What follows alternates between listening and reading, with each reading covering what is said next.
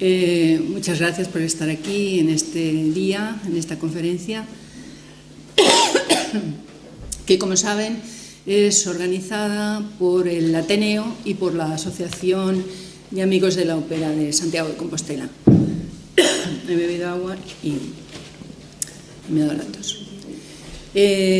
Mi nombre es Ángela Peñalba y estoy aquí como representante, digamos, de esta última, de la Asociación de Amigos de la Ópera de Santiago, para presentar a nuestro conferenciante de hoy, que es Carlos Enrique Pérez, y que nos va a dar una charla sobre compañías itinerantes, grandes de la lírica y 150 años de ópera en Galicia. Para nosotros es un placer presentarlo porque es un amigo y un colaborador de la asociación de hace mucho tiempo, ¿verdad? La última colaboración fue en el primer concurso de canto Compostela Lírica, que fue en diciembre pasado, pero también había colaborado ya anteriormente en las galas de los conservatorios de Galicia, ¿no?, en otras actividades anteriores. Hoy está aquí en otra faceta, en la faceta de conferenciante, ¿no?, como estudioso, musicólogo y amante que es de la lírica, tanto en España, ¿no?, como en Galicia en particular, de lo que nos va a hablar hoy. Todos lo conocéis, o muchos lo conocéis. Es vigués, ¿no?, y casi toda su formación académica la ha realizado en el Conservatorio Superior de Música de Vigo, y bueno, en principio, ¿no?, es pianista y profesor del conservatorio. Inició sus estudios de piano, ¿no?, en el Conservatorio de Vigo, con el profesor Enrique Goberna, ¿no?, y además a la vez con clases para perfeccionarte, ¿no?, yo lo he apuntado porque la verdad los nombres no... Peter Vittel, este se llamaba Peter Vittel, y Alexander Makarov, ¿no?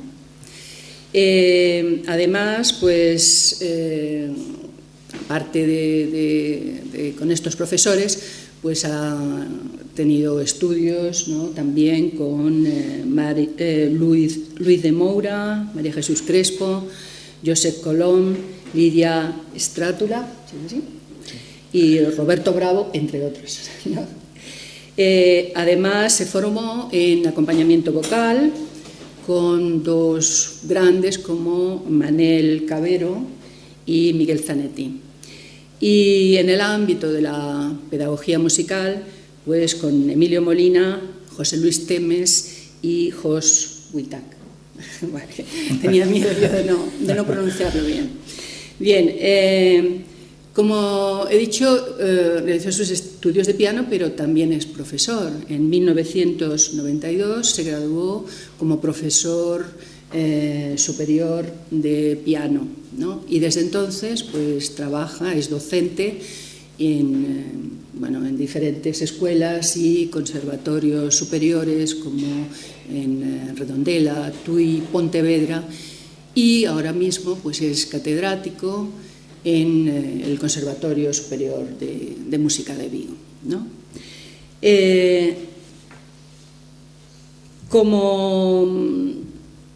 Como he dicho también, como profesor, pues ha tenido diferentes, no sé, has realizado conciertos o ¿cómo se dice? Fundamentalmente sí. Acompañamiento pianístico. Acompañamiento pianístico, porque yo no distingo muy bien todavía qué es acompañamiento pianístico, que es ¿cómo se llama? Correpetición. Correpetición pero bueno, estudios de acompañamiento vocal e instrumental, ¿no? Entonces, pues ha participado en numerosos cantantes, ¿no? Y además en conciertos, en festivales de ópera como acompañamiento, como pianista, como acompañamiento vocal, ¿no? Finalmente, dentro de sus actividades actuales, ¿no? Pues es como pianista, ya conciertos como solista, ¿no? También creo que tenéis un dúo formado con una violonchelista, Ana Torres, ¿no? Que también dais conciertos, ¿no?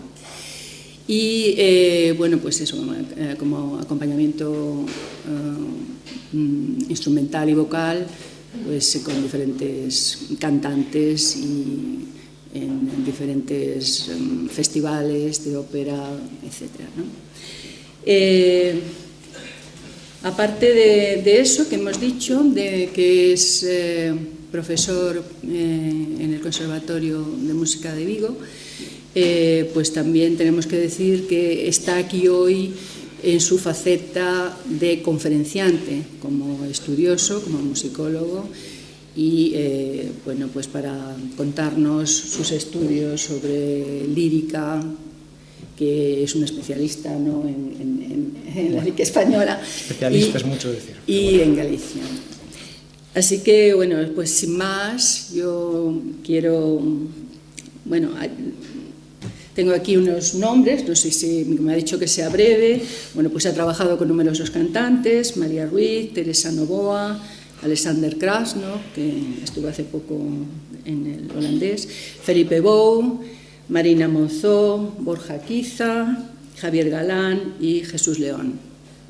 O sea, ha acompañado a todos ellos, ¿no?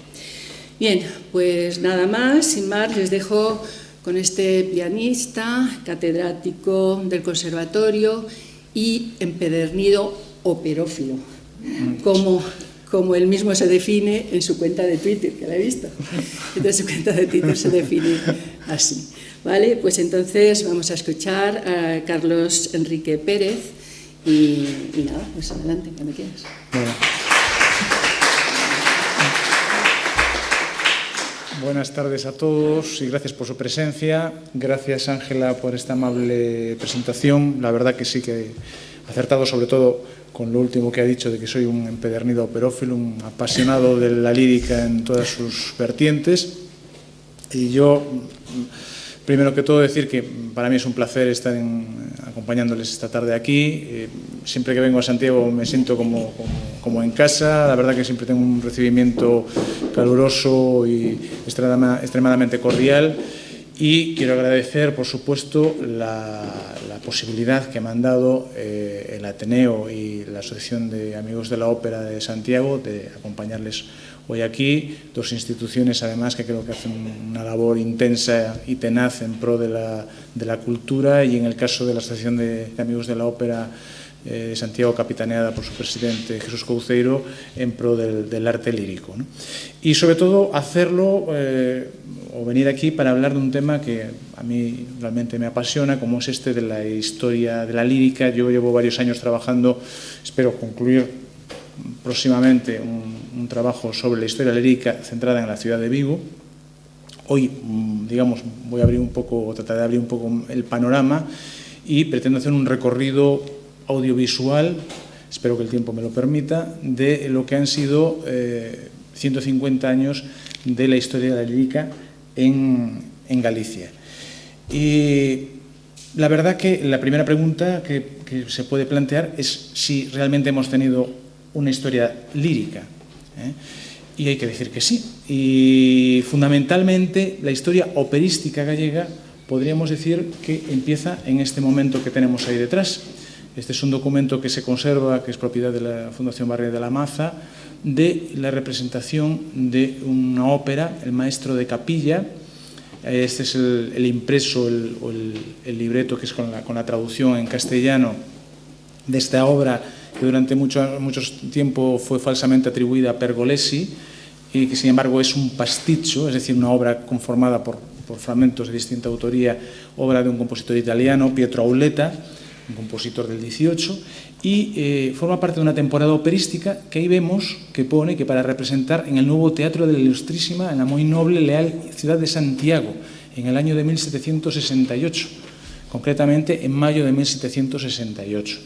Ese Teatro de la Ilustrísima, hoy en día no se sabe muy bien dónde pudo estar ubicado, probablemente se debió de tratar de un teatro con cierto carácter provisional. Los datos apuntan a que era un coliseo pues, construido en madera, y todo ello viene de la mano de un empresario italiano de nombre Nicola Setaro, que es un empresario que viene con su compañía de ópera, está en Barcelona, recorre varias ciudades de la geografía española, pasa por Portugal y se establece en Coruña. Y en Coruña no solo construye el primer teatro, también lo hace en Ferrol, sino que además plantea unas temporadas operísticas, una actividad operística pues muy intensa, temporadas larguísimas, con un montón de títulos, y digamos que el punto de partida es este año 1768. De hecho, el año pasado en el Festival de Ópera de La Coruña se conmemoró el 250 aniversario de esta primera temporada y se hicieron varios actos en homenaje en torno al compositor italiano. Yo, si me lo permiten, no voy a ir tan atrás, voy a avanzar un poco en el tiempo, y este siglo y medio del título de esta charla lo voy a centrar en el ámbito cronológico marcado por las fechas de 1830 y 1980. 1980 porque, como fecha tope, porque es la fecha que marca el final de la gran etapa de los festivales organizados por las asociaciones de amigos de la ópera de Coruña y de Vigo. Es un momento, la verdad, que brillante. Y 1830 como fecha de partida por diferentes aspectos. En primer lugar, es una fecha en el aspecto sociopolítico pues, de gran importancia, de marcado carácter revolucionario. En los últimos años del reinado de Fernando VII, el ascenso al trono de Isabel II. Pero en el ámbito operístico también es una fecha referencial porque marca en cierto sentido el final de una etapa. Hasta ese momento el que domina el panorama internacional es Rossini, y Rossini en 1829 se autoimpone finalizar su etapa como compositor de ópera, estrena su Guillermo Tell en París y se dedica, digamos, al dolce far niente, a disfrutar de un merecido retiro, y se produce el relevo que da paso a los grandes compositores neobelcantistas que serán Gaetano Donizetti. Donizetti en 1830 estrena en el Teatro Carcano de Milán su Anna Bolena, su primer gran éxito. Ese mismo año, en la Fenice de Venecia, Vincenzo Bellini presenta sus Capuletti e Montecchi, y al año siguiente también presenta Bellini otra vez en Milán dos de sus más grandes títulos, La Sonámbula y Norma. Esto en el ámbito italiano. Si nos desplazamos a Francia, tenemos que en 1831 se presenta nada menos que Roberto el Diablo, Robert le Diable, ópera de Giacomo Meyerbeer, una ópera que va a marcar las pautas del género operístico francés, de la gran ópera francesa, a lo largo de mucho tiempo, un género que, por cierto, va a encontrar una excelente acogida en el panorama del siglo XIX, en la España del XIX. Y todo este contexto operístico coincide en Galicia con la inauguración de la mayor parte de los teatros que van a regir la vida durante el siglo XIX y en algunos casos en el XX. 1830 es la fecha de la inauguración del Teatro Principal de Orense. 1832 es la fecha de la inauguración de la Casa Teatro de la Calle de la Princesa en Vigo, el primer teatro que existe en esta ciudad. 1840 es cuando se abre el Teatro Principal o Coliseo de San Jorge en La Coruña, hoy más conocido como Teatro Rosalía Castro, y 1841 es la fecha de la inauguración aquí en Santiago del Teatro Principal. Y gracias a todos estos teatros y contra lo que pueda parecer, el siglo XIX en Galicia disfruta de una intensa y efervescente actividad lírica. Toda esta actividad, lógicamente, se produce de manera paralela a un incremento en la demanda de ocio, un incremento que está en relación directa a las radicales transformaciones económicas y sociales propias de este siglo. Sobre todo en lo que atañe al mundo de la ópera, es fundamental el auge de la nueva burguesía, de una sociedad acomodada para la cual el espectáculo operístico era más que eso, era más que un espectáculo, era todo un símbolo identitario, un signo de estatus social e intelectual. Y por lo tanto, eso es un factor fundamental para el establecimiento de estas temporadas operísticas en el contexto no solo gallego. En nuestro caso, me gustaría destacar dos características que me parece que son muy importantes. La primera es que hasta la España de la posguerra, la actividad lírica va a ser fundamentalmente una actividad empresarial de carácter privado, es decir, carente de cualquier tipo de subvención. Los empresarios teatrales, bien como arrendatarios o como propietarios de una sala, recurren a intermediarios, cuyo el caso más conocido aquí en Galicia sería el de Canuto Berea, el famoso editor, compositor y empresario coruñés, que a su vez ejercen la intermediación o incluso la representación de diferentes compañías líricas en base a las cuales se van a organizar las temporadas. Es decir, el sistema fundamental de funcionamiento de las temporadas líricas es en base a que éstas incluyan en su gira, en su recorrido, a esta localidad, a la localidad en cuestión. Esto, por supuesto, es un sistema que además acarreaba pues, un abaratamiento importante de los costes de la organización de estas temporadas, porque pensemos que salvo contados centros neurálgicos, puede ser el caso de Madrid, Barcelona, Sevilla, Cádiz, que es un centro operístico muy importante, pues eran muy pocas las ciudades que podían permitirse tener una temporada confeccionada a la medida, temporada pues, estable y prolongada. Y digo podían permitirse porque aún en el caso de estas ciudades en muchas ocasiones sufren enormemente para soportar los gastos que acarrea un espectáculo que generalmente es bastante caro.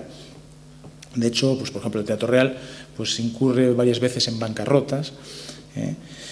Y por eso digo que en nuestro ámbito gallego el sistema fundamental es el de las giras de las compañías líricas. Esto no quiere decir que debamos minusvalorar la importancia que el recorrido de estas giras, de estas compañías o la labor que tenían, porque es realmente fundamental para la difusión cultural en el ámbito decimonónico y, por otro lado, para el impulso de la industria teatral de aquel momento.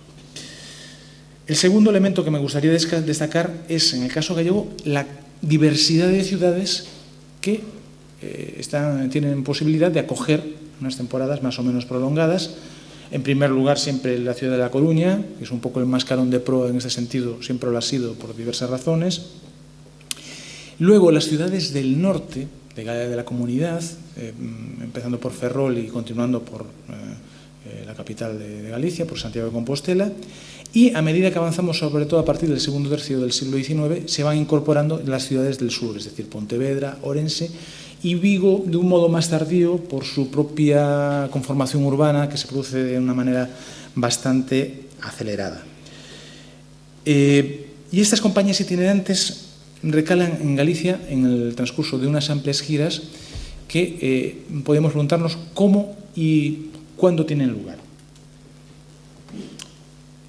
El cuándo, la verdad es que no hay un calendario, digamos, muy concreto. Es verdad que hay unas temporadas que son más habituales, la temporada de invierno, la temporada de estival, la temporada de carnaval, cuaresma, pero no es posible establecer un calendario regular de llegada de estas compañías a nuestra comunidad. Y respecto a su recorrido, pues también la tipología es diversa. Un poco para visualizarlo, he hecho unos planos aquí un tanto caseros. Estas carreteras que se ven ahí, desde luego en el siglo XIX no existían. Y vamos a ver un poco los distintos tipos de recorridos fundamentales que tenemos en el ámbito, sobre todo, de la Galicia del XIX. En primer lugar, un recorrido, podemos decir, de ámbito más reducido, un recorrido doméstico, podemos titularlo, ¿no? Que es estas dos compañías, la de Miguel Cepillo y la de Antonio Reparaz. Dos compañías que además tienen como elemento común la presencia de la diva italiana Emma Romelli, de la cual más tarde tendremos oportunidad de hablar. Vemos marcado ahí en rojo el recorrido de la compañía Miguel Cepillo. Miguel Cepillo es un empresario que conforma una compañía lírica en Madrid, y se desplaza a Coruña para iniciar su recorrido. Ahí desarrolla una temporada, un abono, que va desde octubre a enero de 1881, luego se desplaza a esta ciudad, a Santiago, y posteriormente va a Pontevedra y a Vigo. Algo parecido, pero no exactamente igual, es el recorrido que hace la temporada siguiente, la de 1881 y 82, Antonio Reparaz. Antonio Reparaz es un destacado director musical, lleva ejerciendo como tal en la orquesta del Teatro de São Jaume de Oporto, donde estrena además algunas de sus óperas. Era un compositor, tiene algunos títulos, bueno, con cierto éxito en el teatro portugués, Gonzalo de Córdoba y algún otro más, y organiza su propia compañía lírica y empieza la gira en la ciudad de La Coruña. Ahí la vemos en amarillo. Luego va a Ferrol. Luego viene aquí a la ciudad de Santiago, donde realiza nada menos que 20 representaciones. Vemos un trazado discontinuo que hace referencia a que la tiple Emma Romelli le surge la oportunidad de marcharse al Real para hacer unas representaciones, abandona la compañía y luego se vuelve a incorporar a ella cuando ésta ya está en Pontevedra. La compañía sigue su recorrido en Pontevedra y después marcha a Portugal, al Teatro de Oporto. Este, digamos, itinerario doméstico poco tiene que ver con el recorrido que podemos llamar del norte, más amplio y ya con compañías un poco más significadas. Es el caso de la compañía de Enrico Tamberlik, que coincide cronológicamente con esta de Antonio Reparaz. Viene a Galicia, en concreto a Vigo, en el año 1882, y ya es una compañía, digamos, de cierta enjundia, y su recorrido es mucho más importante. Ilustra eso un poco el itinerario, que podemos decir, de centro-norte peninsular. Vemos ahí con línea azul el transcurso de esa gira en el año 1882. Viene de Cartagena, va a Santander, luego a Valladolid, León.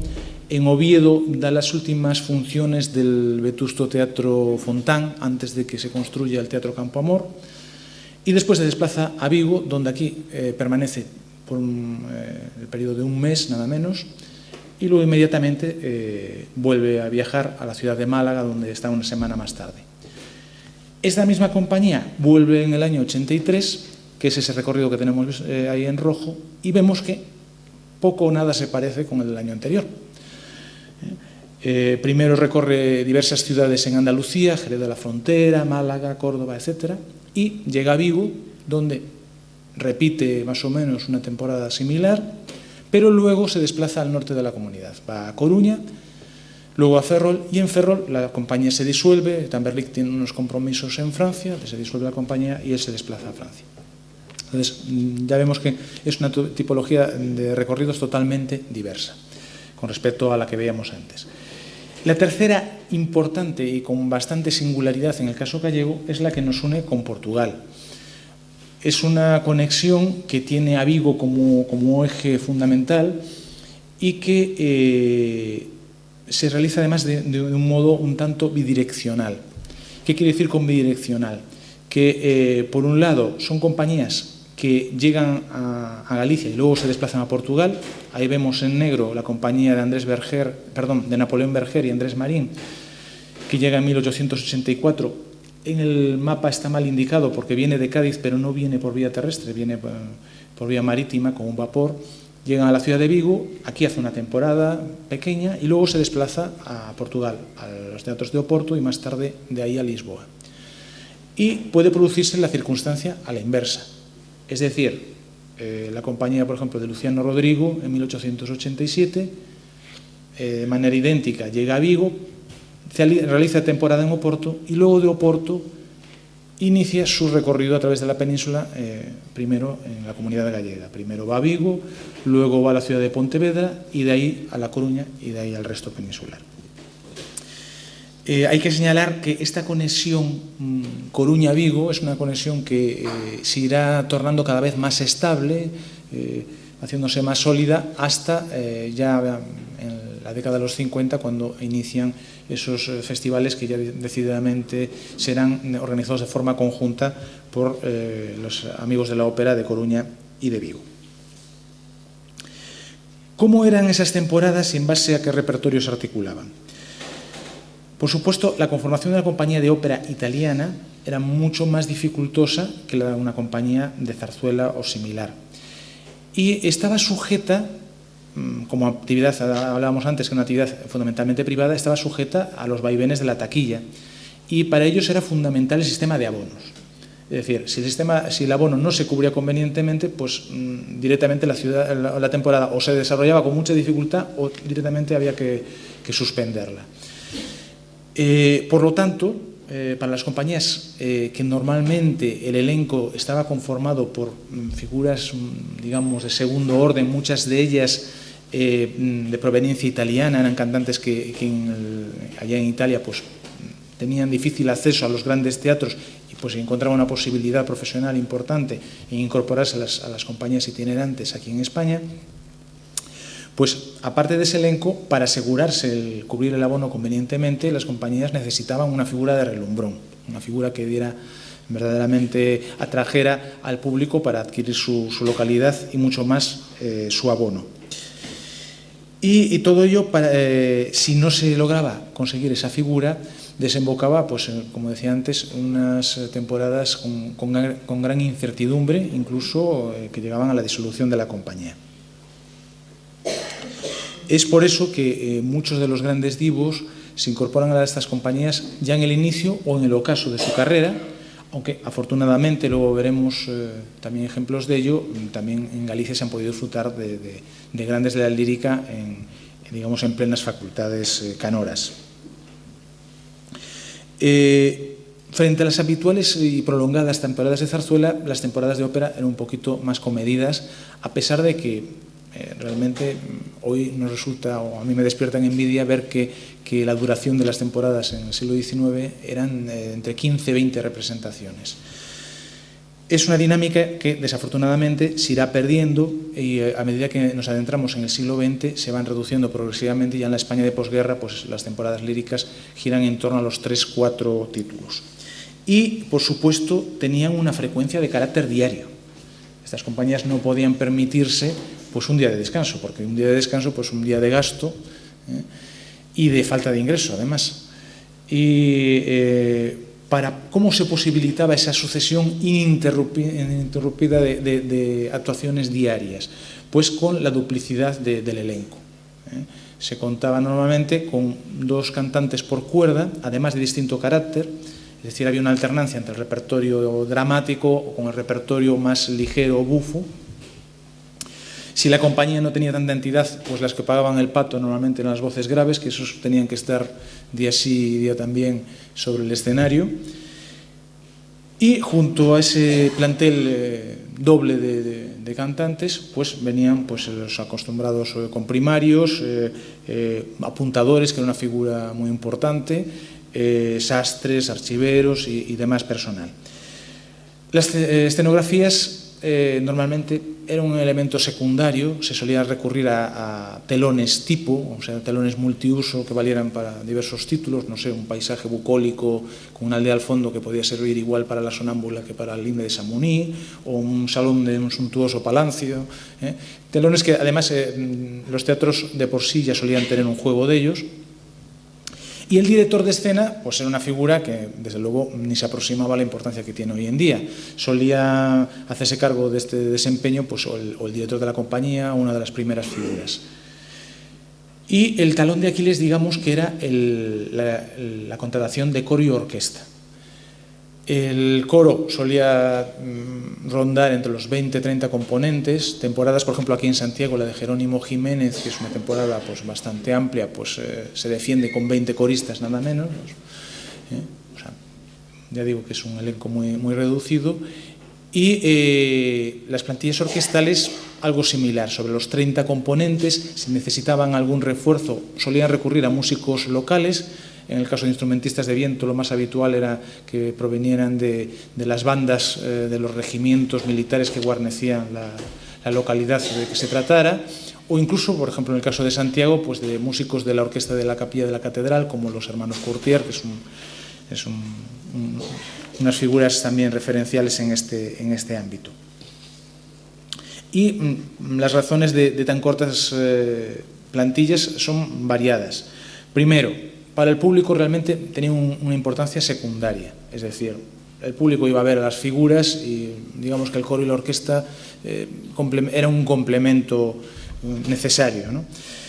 Por otro lado, claro, para las compañías era un gasto y una dificultad desplazarse y emplear unos planteles muy numerosos, y por otro lado, tengamos en cuenta que las propias conformaciones de los teatros donde actuaban, pues, no sé, los que hablábamos antes, el Teatro Tamberlik o el teatro de aquí de Principal, pues no eran salas muy preparadas para acoger unos elencos o unas plantillas de corales orquestales demasiado amplias. Las temporadas tenían, por supuesto, las funciones habituales de abono, y luego, si eran muy exitosas, tenían unas funciones extraordinarias de diverso tipo. Había unas funciones que podían destinarse para beneficencia, para las casas de caridad de la ciudad. Había unas funciones también muy llamativas que solían ser los jueves, que las llamadas funciones de moda, en las cuales la alta sociedad pues aprovechaba para hacer gala de sus mejores vestimentas y sus más bellos complementos. Y luego hay unas funciones que a mí me llaman poderosamente la atención, que las que se denominaban funciones de beneficio, que eran unas representaciones organizadas como una suerte de homenaje a alguno de los divos que había tenido especial éxito en aquella temporada. Tengamos en cuenta que en aquel momento las grandes figuras de la lírica eran como una suerte de estrella de Hollywood, para hacer un poco la comparativa con el mundo actual. Y se hacían estas funciones de beneficio, se confeccionaba un poco a medida en base a actos de diferentes obras que le fueran especialmente lucidas para este cantante. Un cantante que además después en los entreactos pues no dudaba en salir, pues no sé, después del primer acto de la sonámbula y lanzarse con una jota aragonesa o cantar una canción gallega, y el público la verdad que no tenía ningún prejuicio en este sentido y lo disfrutaba enormemente. Y al final de estas representaciones se les hacía una cantidad innumerable de obsequios. Por ejemplo, hablaba antes de la soprano Emma Romeldi. En La Coruña, en 1881, según la prensa de la época, nada menos que lo que se invirtió en regalos a esta soprano ascendía a 48.000 reales. Y, por ejemplo, Mercedes Capsir, en su función de beneficio en 1918, dice El Faro de Vigo: recibió anoche muchos regalos, entre los cuales recordamos los siguientes: un bonito paraguas de la Sociedad Tertulia, una sombrilla de don Enrique Pascual y familia, un juego de manicure del gimnasio, una preciosa muñeca del señor don Luis Vicente, un bolso de plata con monedas de oro del presidente del Círculo Mercantil, señor Goicochea, hermosas corbeis de flores de la empresa local del Palco del Bloque, un ramo de flores de don Remigio González, un abanico y un estuche de bombones de 2 admiradores, etcétera, etcétera. Ya vemos que eran numerosísimos y llamativos los obsequios que recibían todos estos divos. Y luego está un poco el aspecto del repertorio. ¿Qué repertorio componía o integraba estos abonos? No me resisto a leerles las obras, el catálogo de títulos con el que se llevó a cabo la temporada de 1843-44 en La Coruña con la compañía lírica de don Luis Napoleón Bonorís. Pues se representaron de Gaetano Donizetti las obras Imelda de Lambertacci, Gemma di Vergi, Rosmonda de Inglaterra, Il furioso all'isola di Santo Domingo, Parisina y Belisario. De Bellini se representaron La Norma y la Beatrice di Tenda. Y de Rossini El asedio de Corinto.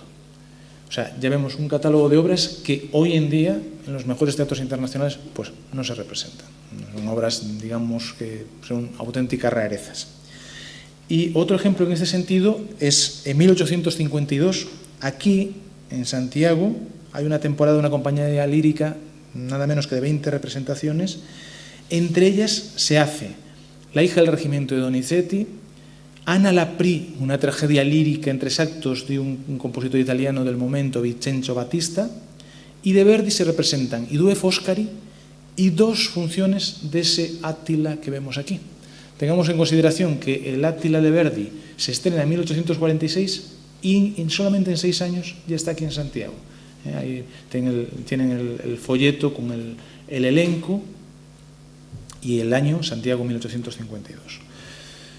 Bien, esta profusión de títulos que resultan verdaderamente llamativos ¿fue norma habitual? Pues desgraciadamente no. Digamos que estamos un poco en casos un tanto excepcionales. Sobre todo a partir de la segunda mitad del siglo se va a tender hacia una involución en el repertorio, hacia un grado de estandarización debido, en primer lugar, a la propia idiosincrasia del público operístico, que al revés que el de la zarzuela, pues es un público al que no le gustan demasiado las novedades. Y claro, para las compañías líricas, pues esto era fantástico porque así reducían mucho el catálogo de obras en cartera, reducían, digamos, la necesidad de tener que preparar ese repertorio, un repertorio que se va a restringir fundamentalmente a los compositores que todos tenemos en mente, es decir, de Donizetti van fundamentalmente 4 óperas, que son La Favorita, Lucia di Lammermoor, Lucrezia Borgia, Linda di Chamonix, que es una ópera que se hace bastante en este periodo, y poco más.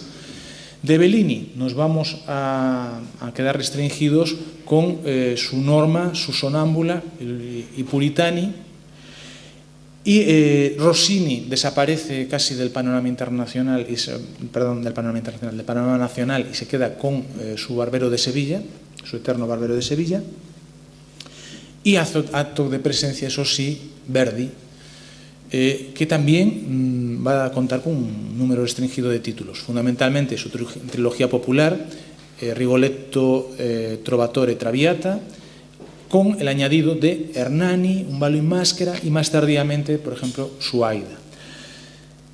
Fundamentalmente va a ser el repertorio de base en torno al melodrama romántico italiano. Aquí tenemos, por ejemplo, un cuadro que ejemplifica esto que les estoy comentando. El mismo Teatro Rosalía de Castro en La Coruña, y la comparativa entre esa temporada de 1843-44 con la temporada de la Compañía Lírica de Antonio Reparaz, que antes mencionaba, de 1881-82, y vemos cómo el repertorio es totalmente distinto, ¿no? De esa riqueza de rarezas de donizettianas pasamos a ese habitual compendio de Lucia di Lammermoor, Lucrezia Borgia. Ahí está la inclusión de María de Rohan, que es una ópera, bueno, con cierto éxito en aquel momento. Bellini, por su parte, ya vemos Sonámbula y Norma, y claro, en el 43-44 Verdi no está todavía, acaba de estrenar su Nabucco en Milán, todavía es un gran desconocido, y ya en el 81 ya aparece con Hernani, Trovatore, Traviata y Un ballo in maschera. Por supuesto, aquí vemos que va a haber una total ausencia de autores que hoy nos llaman mucho la atención, es decir, no hay nada de Mozart, Wagner va a ser rara avis, y lo que sí, ya indicaba antes, que va a tener una gran aceptación junto al melodrama romántico italiano, es la gran ópera francesa. Algo que resulta llamativo, porque es un género que, en principio, es todo lo contrario a lo que se adapta a las características de esas compañías. Es decir, obras muy largas, con mucho aparataje escénico, que requieren un gran plantel, tanto de coro como de solistas, con una escritura orquestal bastante compleja, es decir, todo lo contrario a lo que en principio pensaríamos, pero curiosamente son obras que son muy del gusto del público y de la burguesía del momento, quizá porque entremezclan esos temas de ambiente heroico con la temática, con elementos religiosos y políticos, ¿no? Y por supuesto con los inevitables romances y desengaños amorosos, ¿no? Ese cóctel pues resulta muy atractivo para el público de la época. Y esto, desde luego, este compendio de títulos no es un fenómeno sustancialmente gallego, sino que podemos decir que es una cosa que sucede en toda España. Y pongo para visualizar esto, pongo una comparativa del año 1883 en 3 teatros diferentes con 3 compañías diferentes. Ahí tenemos el Teatro Calderón de Málaga con la famosa compañía de Julián Gayarre, Vemos la compañía de Jerónimo Jiménez, que antes mencionaba, en Santiago, y vemos la compañía de Enrico Tamberlik en el teatro que lleva su nombre, el Teatro Tamberlik de Vigo. Y con ligeras variaciones vemos que es muy parecido. Es decir, el Bárbaro de Sevilla en Rossini, bueno, en esta ocasión solamente aquí en Santiago, Donizetti, con las permanentes Lucia, Lucrezia Borgia, Favorita, alguna pequeña inserción, en el caso de Vigo, el Poliuto, Bellini, otra vez Sonámbula Norma, Meyerbeer, no dije antes, el catálogo de títulos suele comprender Hugonotes, Africana, Dinorah, que era una ópera que se representaba mucho porque era de gran lucimiento para las sopranos ligeras del momento, Roberto el Diablo también, las óperas de Verdi, algún pequeño añadido, como es ese caso famoso del Fausto de Gounod. Fausto de Gounod y Manon de Massenet serían las óperas líricas francesas que podemos añadir al catálogo. Y luego hay un fenómeno especialmente interesante que es la Marina de Arrieta. Este título va a ser no solamente la ópera más representada, sino la zarzuela más representada. Marina es una obra que se estrena primero en su formato como zarzuela y que en el año 71, a instancias precisamente del tenor Enrico Tamberlik, Arrieta transforma en ópera. Y quizá por ese carácter ambivalente, también pues, por la, digamos, la conexión que establecen esas melodías que se reciben con la inmediatez, digamos, de ese carácter melódico de esta obra, pues llega al público y va a ser una obra que va a perdurar y va a resistir el paso del tiempo. Con mucha distancia sería otra ópera española, sería La Dolores de Bretón, pero ya digo con enorme distancia. Me he permitido precisamente, en base a esta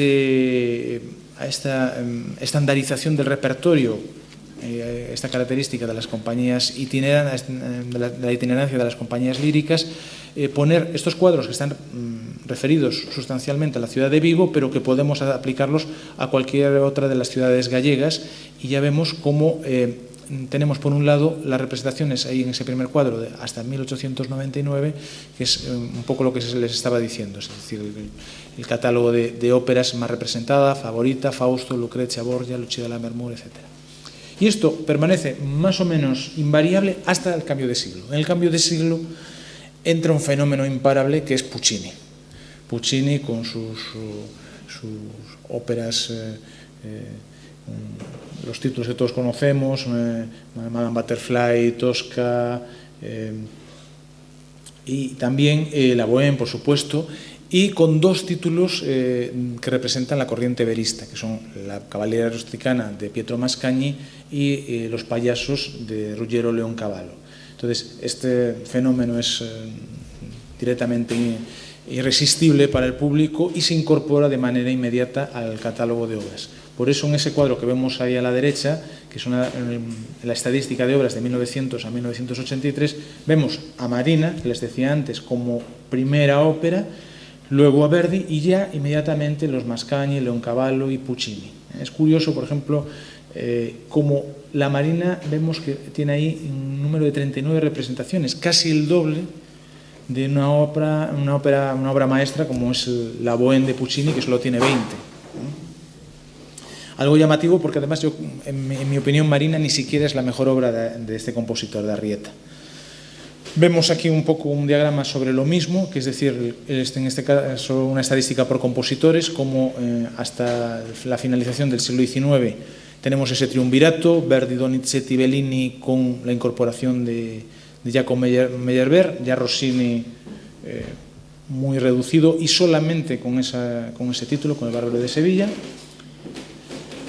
Y a partir de 1900 vemos ahí como la barra se dispara con Verdi y a continuación Puccini, Arrieta exclusivamente con su Marina y luego los Donizetti, Mascagni, Leoncavallo, Rossini, etc. Y quería pasar ahora a lo que es, ya de manera más concreta, hablarles de las voces y de las temporadas más significativas. Evidentemente, este siglo y medio en Galicia ha dado para mucho. Aquí han pasado pues, muchas de las más grandes figuras internacionales y también voces pues, más modestas que, sin embargo, pues, han encontrado en Galicia pues, un enorme éxito. Es el caso de la soprano, perdón, me comí este cuadro, que es un poco, bueno, viene siendo un poco lo mismo, que es el resumen de las representaciones de ópera, en este caso de los festivales de ópera de Amigos de la Ópera de Vigo y Coruña, que es un poco una reiteración de lo que les decía, y ya bien avanzado el siglo XX, pero lo mismo con La Traviata, Rigoletto, Butterfly, Bohème y Lucia en cabeza de cartel. Yendo a lo que les comentaba, voces modestas que tuvieron cierto o gran éxito en nuestra comunidad. La primera, esta soprano, Emma Romelli. Una soprano que está aquí en 3 temporadas, del año 1880 a 1882. Una soprano que realmente me ha costado bastante encontrar datos biográficos en torno a ella. Parece ser que era una soprano de origen norteamericano, nacida en Chicago, que desfila por Italia en teatros de segundo escalafón, también por Inglaterra, por supuesto en su país de origen, en Norteamérica, pero llega a Galicia. Y en Galicia tiene un éxito impresionante. Según los testimonios, era una voz de soprano ligera, de bello timbre, con agudos sorprendentes, etéreos, de grácil figura, con una apariencia muy agradable. De hecho, Emilia Pardo Bazán, en uno de sus cuentos de Marineda, que se llama Por el arte, menciona o hace referencia a una soprano, la Duquesini, que no es otra sino la Emma Romelli en su presencia en la temporada en Coruña, de la cual alaba no solamente su voz, sino curiosamente la belleza de sus pies. Es una cosa curiosa.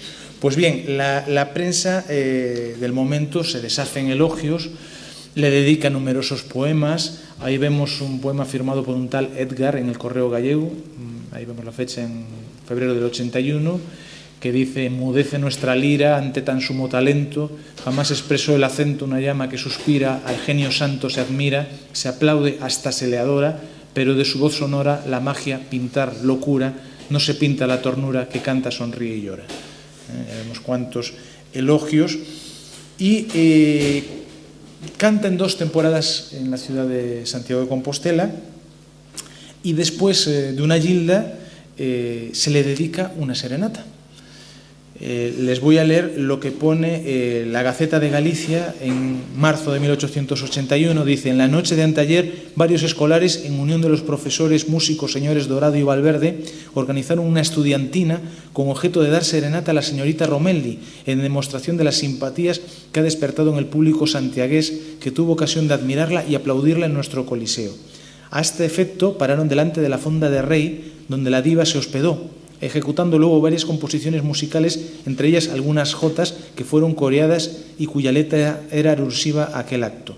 La distinguida artista hizo subir a sus habitaciones a los obsequiantes, ofreciéndoles dulces y licores en correspondencia a su galantería. Con tal motivo, un joven escolar cantó una muñeira, baile de nuestro país, que agradó muchísimo a la señorita Romelli». O sea que ya vemos que tuvo un enorme éxito. Y curiosamente, esta soprano, veíamos antes en el mapa, va al Teatro Real de Madrid, canta una Lucía Lammermoor y allí es un absoluto fiasco. O sea, que circunstancias que tiene las carreras de los artistas. Decíamos, carrera modesta, nada que ver con la de Enrico Tamberlik.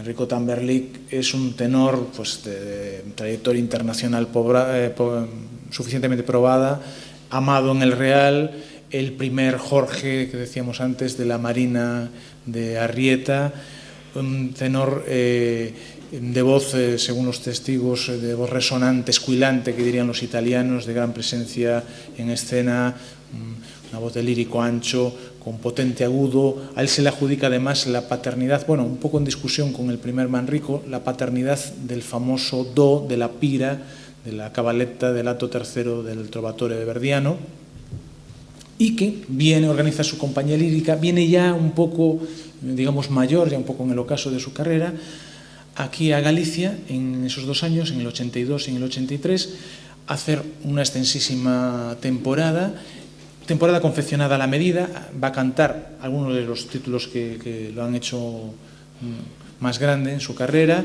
el Manrico del Trovatore, precisamente, el Ricardo d'un Malo y Máscara, el Poliuto, el Vasco de Gama de la Africana de Meyerbeer, y tiene tal éxito que de hecho el Teatro Circo de Vigo se bautiza a partir de este momento con el nombre de Tamberlik.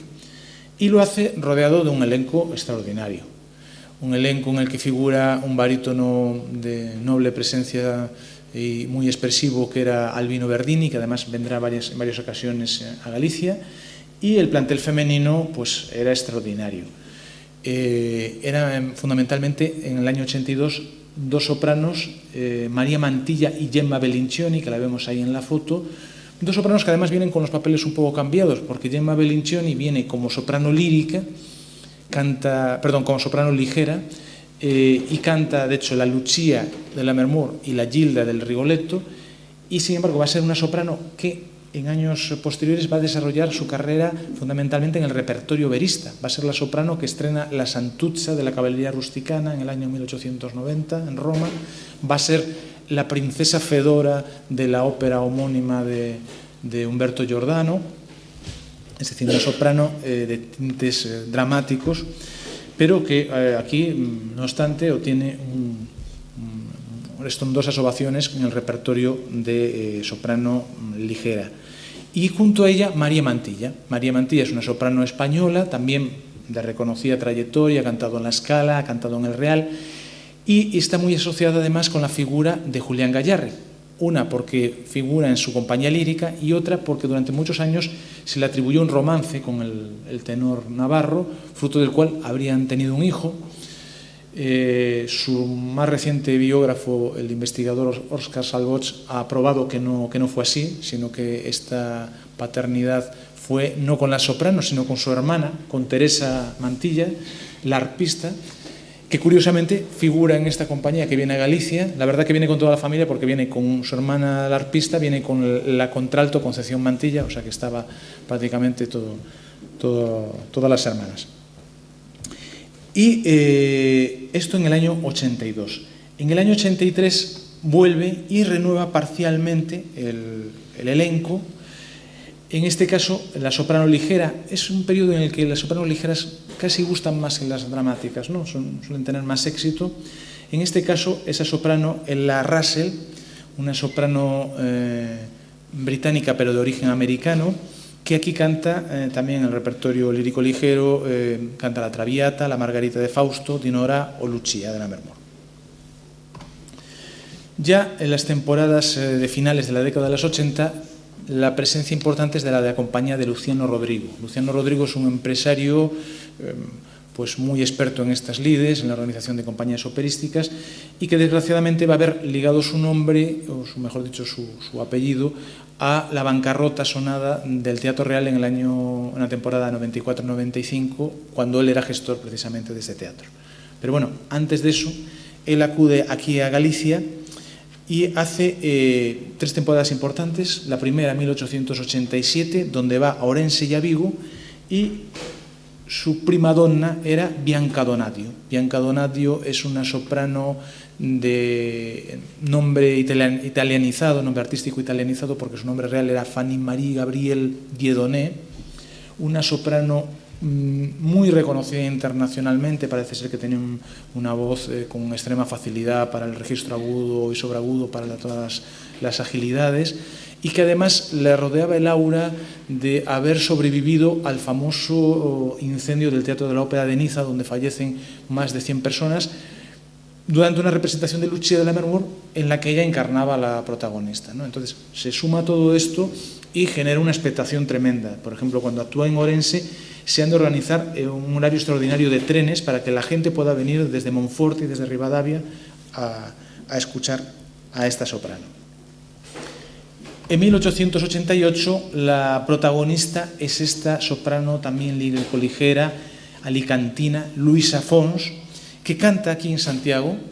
Aquí, por ejemplo, hace la Margarita de Fausto, Sonámbula, Lucia, la Inés de la Africana, la Netta de Crispino e la Comare, en una temporada en la que Luciano Rodrigo presenta aquí en Santiago el Macbeth de Verdi por primera vez.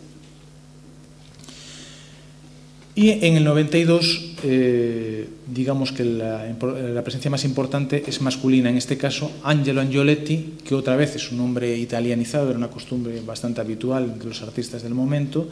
En realidad se trata de un tenor catalán de nombre Jaume Bach i Rosés, un tenor lírico ancho, que aquí sobre todo encarna roles verdianos.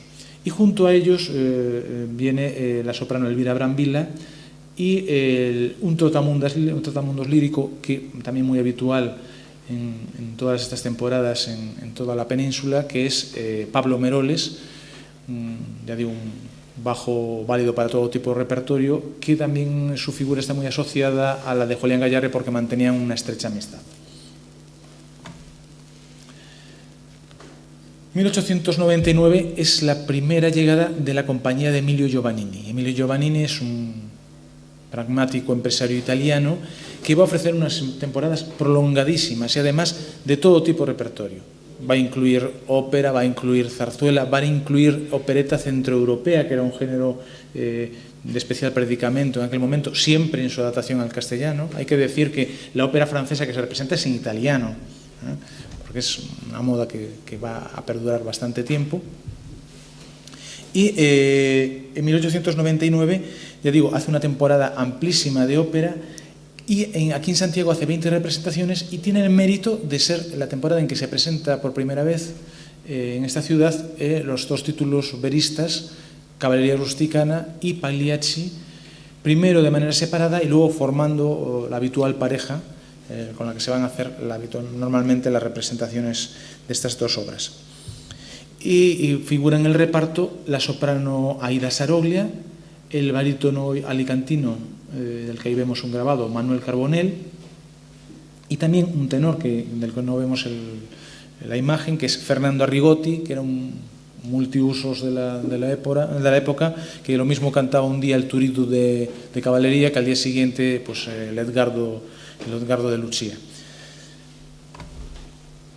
Seguimos avanzando y tenemos esa temporada de 1900, que es una temporada especialmente significada porque es la de la inauguración del Teatro Rosalía Castro, el Teatro de Vigo, un teatro de infausto recuerdo porque apenas dura 10 años. En 1910 se declara un incendio tremendo y acaba totalmente con la desaparición del Coliseo. Pero bueno, en esta temporada disfruta de la presencia de la compañía de Francisco Camaló, 17 representaciones, y viene con un plantel realmente de grandes figuras. Matilde de Lerma, que la tenemos ahí a la izquierda, es una soprano dramática de amplio caudal sonoro, que para que nos demos una imagen de su importancia, ese mismo año canta en San Petersburgo una ida y un ballo en máscara junto a Enrico Caruso y Mattia Battistini. A su derecha tenemos, que no aparece el nombre, una de las ilustres representantes, veremos varias, de lo que se ha dado en llamar la gran escuela de sopranos coloratura española. En este caso es María Galvani, una soprano de origen granadino, que va a hacer pareja con el tenor que aparece ahí en medio, Ignacio Varela, un tenor relativamente desconocido, pero que tuvo una carrera interesante y que es de origen gallego, es natural de Malpica, llega a cantar en la Scala de Milán, también en el Teatro Imperial de San Petersburgo, y en esta temporada forma pareja, nada menos que con María Galvani, lo cual desde luego todo un logro. Ellos cantan óperas muy del momento, como Lucia de Lammermoor, como Dinorah, cantan en Coruña, Vigo y Pontevedra, y luego en 1901 repiten además con otra compañía, con la compañía de Joaquín Begils. Seguimos avanzando en esta especie de galería de cantantes y tenemos ahí, en la primera década, dos grandes tenores españoles. El primero, Julián Biel, en esa fotografía coloreada. Julián Biel, que viene de la mano de la compañía lírica de Ricardo Villa, un zaragozano, tenor espinto de bello timbre, que tenía fama sobre todo por ser uno de los mejores manricos del Trovatore.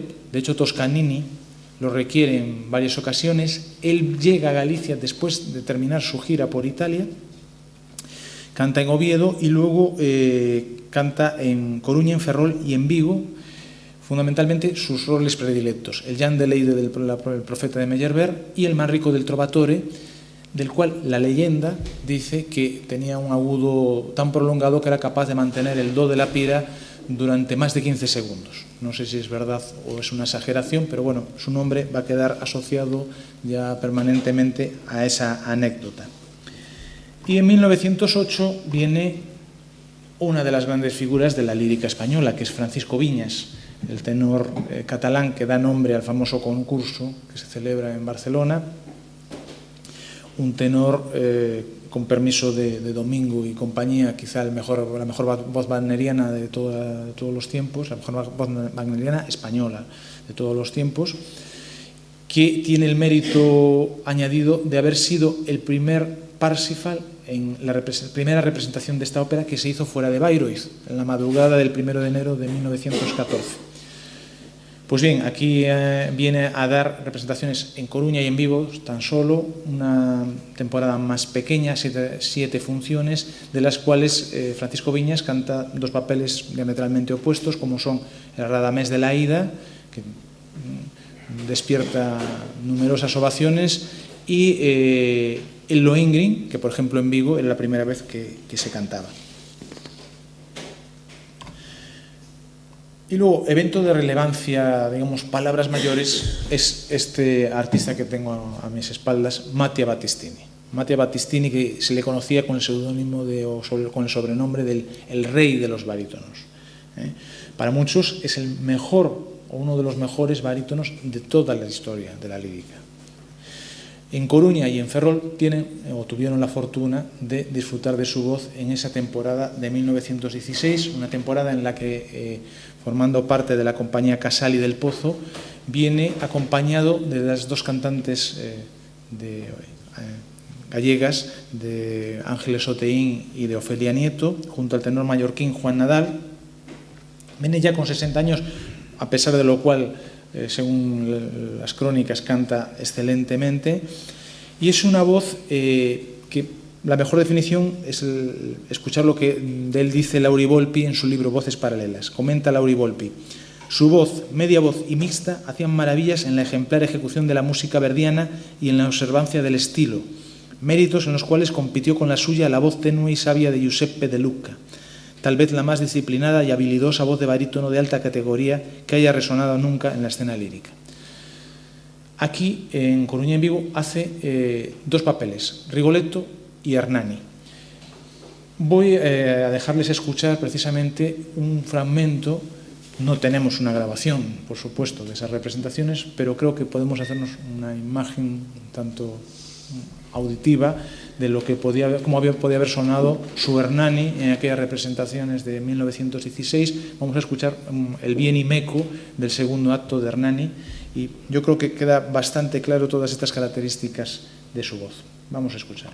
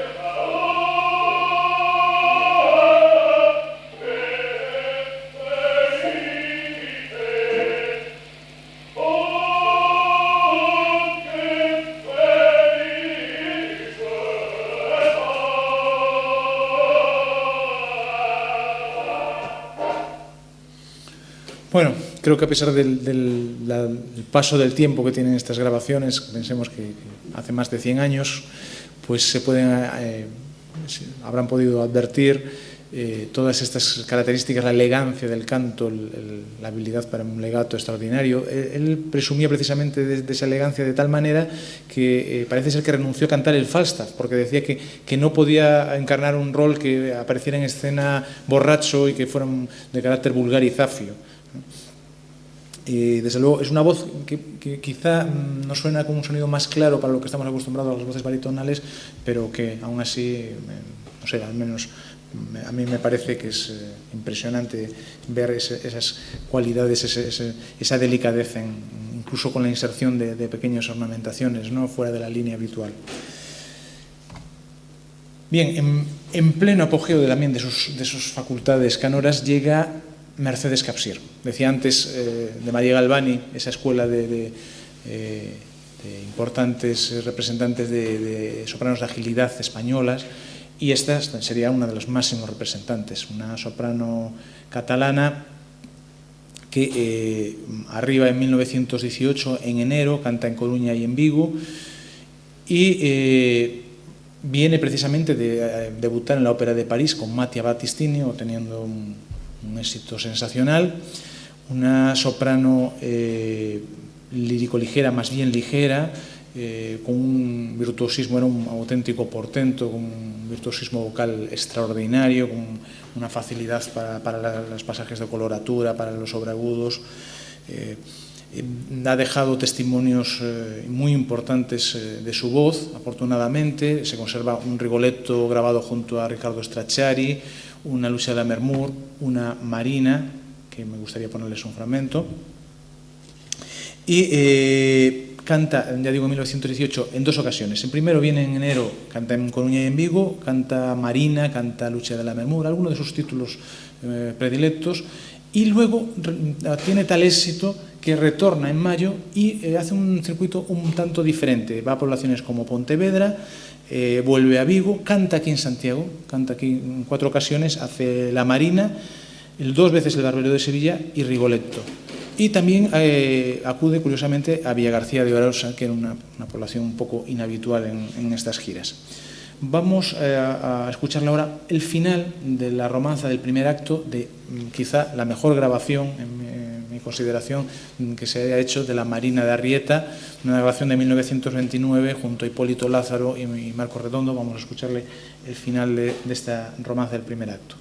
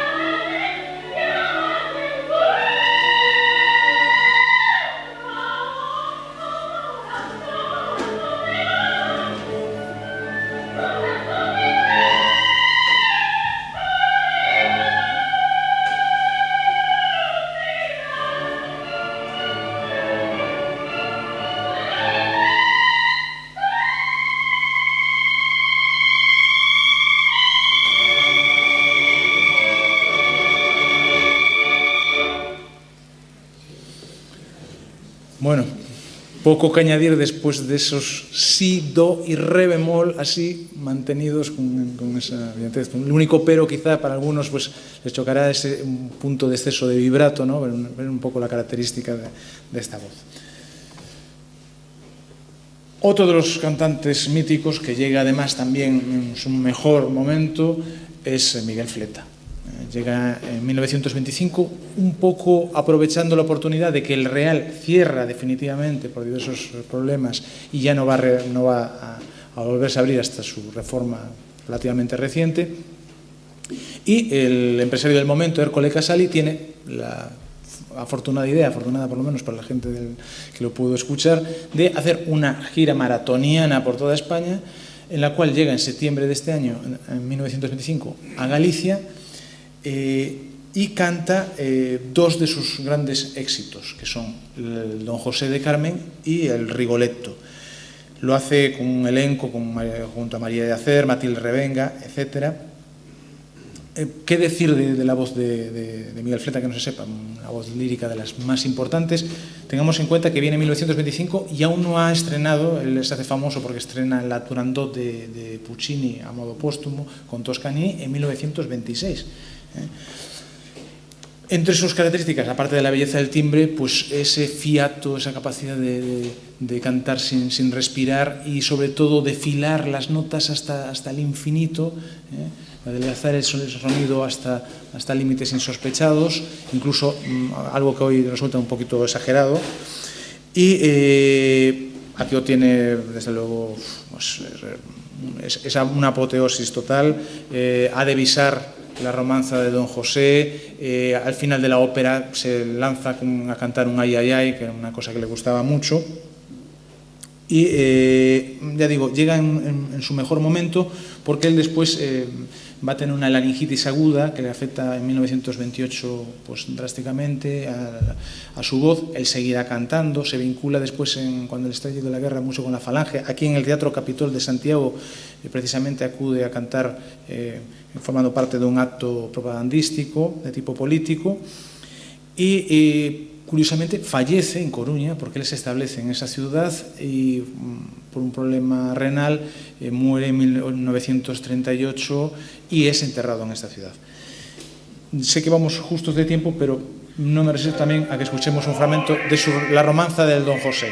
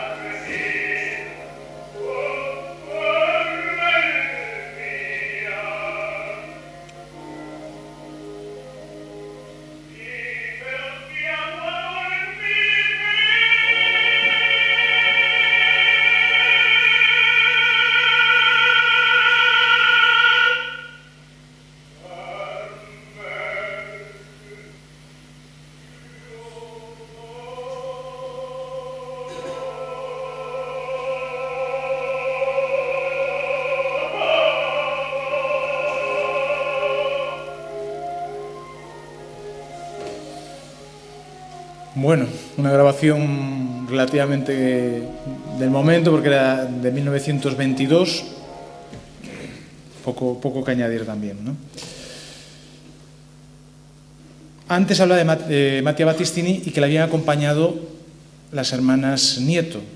Ahí tenemos a una de ellas, hijas de un notario santiagués, de José Nieto, dos impresionantes sopranos, las dos con características muy diferentes. Ofelia Nieto, una soprano lírica que además tiene una carrera tempranísima porque debuta nada menos que estrenando La Marusa de Amadeo Vives en el Teatro de la Zarzuela con la edad de 14 años, tan solo. Tuvo una carrera muy corta, se despidió de escena enseguida, en 1927, precisamente en esa gira que marco ahí, una gira en la que canta aquí en Galicia Manon, Madame Butterfly y Tosca, y fallece después relativamente pronto. Y su hermana Ángeles Oteín, que invierte las letras de su apellido para que no se la confunda con Ofelia Nieto, que era una soprano de distinto talante, una soprano más bien lírico-ligera, pero también con mucha importancia. Y ellas acompañan en numerosas ocasiones a ese tenor que tenemos ahí en medio, Hipólito Lázaro, un tenor muy amado por los compositores veristas, Mascagni lo llama en numerosas ocasiones, con Humberto Giordano estrena La Cena de Lebefe, por ejemplo, un tenor español verdaderamente importante. Y a la derecha tenemos a María Espinal, que es una soprano que viene en 1944, ya un poco con el repertorio cambiado, porque ella empieza como soprano lírico-ligera y aquí ya viene con un repertorio más pesado, y que hace temporadas también en Coruña y en Vigo. Quería comentarles, eso sí, la anécdota de que Hipólito Lázaro, en principio, viene a cantar a Galicia a diversas localidades, entre las que no figura Santiago. Se le insiste mucho en que venga a Santiago y, por azares del destino, el Teatro Linares Rivas en La Coruña, donde iba a actuar, no disponía de telón metálico, debe de cancelar por motivos de seguridad la representación y se desplaza a Santiago, y aquí canta un Manrico, creo que de campanillas, el 28 de noviembre de ese año 1929. Y avanzamos bastante, ya pasamos a la posguerra, y en 1947 y 48 vienen dos temporadas también extraordinarias. Los cantantes que muchos tenemos en la discoteca, en casa, en grabaciones referenciales, pues algunos de ellos son los que vienen aquí. En el 47, Ercole Casali, este audaz empresario muy amante del mundo de la ópera, nos trae a Coruña, a Vigo, nada menos que a Giuseppe Di Stefano y a Victoria de los Ángeles, que cantan una Manon y una Bohème, pues como nos podemos imaginar. Además, Di Stefano, que fue una voz que se malogró con el paso de los años, aquí viene en su mejor momento, el giovane Di Stefano, que decían, una voz bellísima. Pavarotti decía que era la voz más bella de tenor que le habría podido escuchar. Y ya digo que canta aquí en ese año del 47-48. Tenemos un audio, pero vamos un poquito justo de tiempo y prefiero casi avanzar.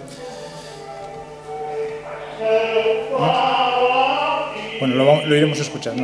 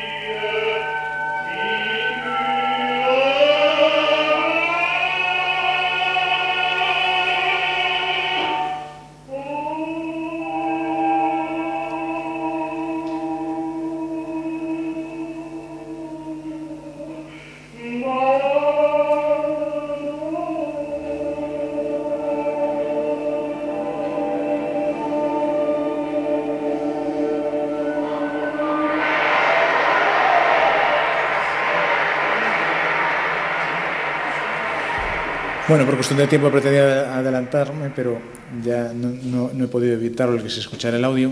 Era la romanza, el raconto de la Manon de Massenet, además en el año 48, es decir, prácticamente simultánea a esa temporada del 47 en Galicia. Y en el año 48 vemos ahí, repite la misma compañía y viene con Mario del Mónaco, con Manuel Ausensi, con Giacinto Prandelli, con Carlo Tagliabue, y con ese soprano que vemos ahí, María de los Ángeles Morales, que era una soprano que acababa de ganar el concurso internacional de La Haya y que tuvo una carrera meteórica muy importante, pero se retiró enseguida, se dedicó también a hacer cine. Precisamente esa foto es de una película junto a Jorge Negrete, Teatro Apolo, y desarrollan también una temporada con diversos títulos, repiten, hacen La Carmen, hacen Tosca, Aida, etcétera, etcétera. Y ya entramos en el ámbito de lo que son los festivales de ópera organizados conjuntamente por las asociaciones de amigos de la ópera de Coruña y de Vigo. La Asociación de Amigos de Óperas de La Coruña se funda en 1953 y su primer presidente, Cristino Álvarez, que lo será por mucho tiempo, desde el primer momento tiene un gran... se preocupa mucho de que se cree una sociedad homónima en la ciudad de Vigo. Se dirige al alcalde de esa villa por entonces, Tomás Pérez Lorente, y las gestiones fructificarán un lustro más tarde, es decir, la Sociedad de Amigos de Ópera de Vigo se funda en 1958, con Camilo Veiga Prega al frente, y a partir de entonces van a hacer unos festivales de manera conjunta. Ahí vemos el planning de todos esos festivales con los cantantes que yo creo que han destacado en cada uno de esos años. Unos festivales que eran bastante modestos en el ámbito escénico, pero muy generosos en lo vocal. La interacción entre las dos sociedades y también la incorporación en los llamados festivales de España de aquel momento, organizados por el Ministerio de Información y Turismo, pues ayudó a que aquí se disfrutaran pues las mejores estrellas de la lírica de aquellos años, ¿no?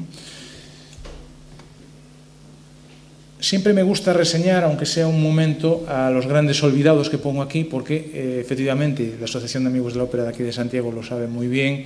Le concedemos mucha importancia a las primeras figuras, pero para mí también son grandes aquellos cantantes comprimarios que pasan en un segundo plano, pasan desapercibidos, pero sin los cuales no podrían organizarse realmente las temporadas. Y aquí tengo tres de ellos. Pasan tan desapercibidos que, habiendo sido cantantes que han figurado en casi todas las temporadas de estos años gloriosos de las asociaciones de Vigo y Coruña, pues no hay datos biográficos de ellos. No he encontrado, la verdad. Tenemos aquí a Juan Rico, a Carmen Rigay y solamente de Diego Monjo, cuyo nombre real era Didac Monjo, que al parecer era un tenor cómico muy vinculado al Liceo, que tenía en catálogo más de 200 obras, y que, curiosamente, cuando se retira, llegó a ser presidente de la Asociación de Amigos de la Ópera de Mahó, que era su población natal, era un cantante menorquín. Entonces, ahí queda un poco la reseña del recuerdo de estos, para mí, grandes.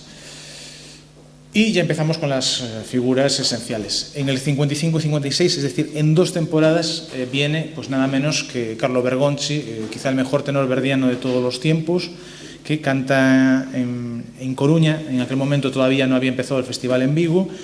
Canta La Forza del Destino en 2 ocasiones, Tosca, Aida y Lucia de Lammermoor.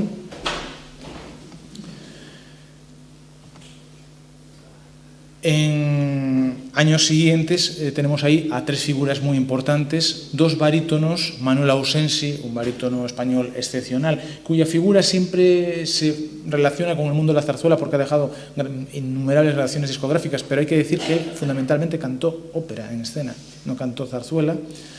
Una voz quizá la voz más bella de barítono que haya dado el panorama español. Fue un asiduo de los festivales, vino en varias ocasiones. A su derecha tenemos a Piero Capuccilli, que refiere el famoso barítono italiano de Trieste, que canta solamente una temporada en el 61, pero hace pareja nada menos que con Alfredo Kraus. Alfredo Kraus, el tenor canario, irrepetible, uno de los grandes tenores de toda la historia de la lírica, y ellos cantan juntos Rigoletto y Pescadores de Perlas, unos pescadores en los que está la ovación que Kraus, que era una persona muy remisa a hacer concesiones al público, pues se ve obligado a avisar la romanza Mi pardo dir ancora, el famoso Je crois entendre. Y Kraus vendrá en varios años aquí a este festival. Debuta en el 59 cuando está la película Gallarre todavía en los cines, y en el 59, 60, 61, 64 y 70. Por los comentarios que hay en la prensa, se destaca sobre todo unos puritanos junto a una soprano italiana que era Anna Maccianti.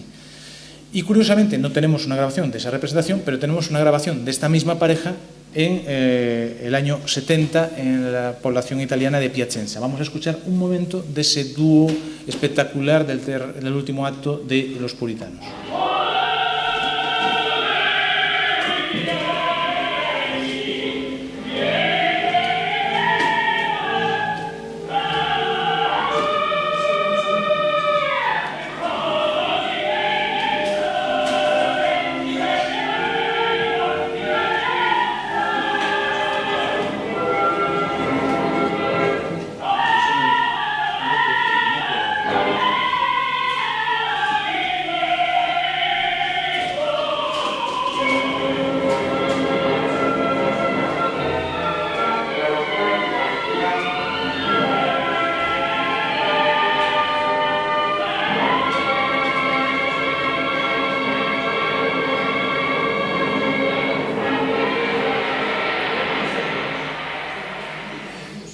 Bueno, me veo obligado porque me están llamando la atención a finalizar la charla. Se me quedan en el tintero diversos nombres y nada más, sobre todo como última reflexión, decir que un poco lo que he querido trasladarles es que evidentemente, afortunadamente, en estos últimos años estamos disfrutando pues, del privilegio de tener pues, la oportunidad de escuchar a grandes figuras pues, en el Festival Mozart reciente de La Coruña, en los Xacobeo aquí en Santiago y también la extraordinaria labor, encomiable labor que están desarrollando la Asociación de Amigos de la Ópera de La Coruña, de Vigo y de Santiago de Compostela, pero que en cierta manera todas estas digamos, perspectivas de presente y de futuro son deudoras de todo un pasado lírico, un pasado que, contra lo que se puede suponer, fue modesto, efectivamente, respecto hacia otro, si hacemos la comparativa con otros lugares, pero realmente con mucha importancia y mucha relevancia, y que creo que todavía está a la espera de que se haga un estudio exhaustivo de carácter historiográfico y musical en torno a él para que se le haga justicia en la medida en la que se merece esta historia lírica en Galicia. Muchas gracias a todos.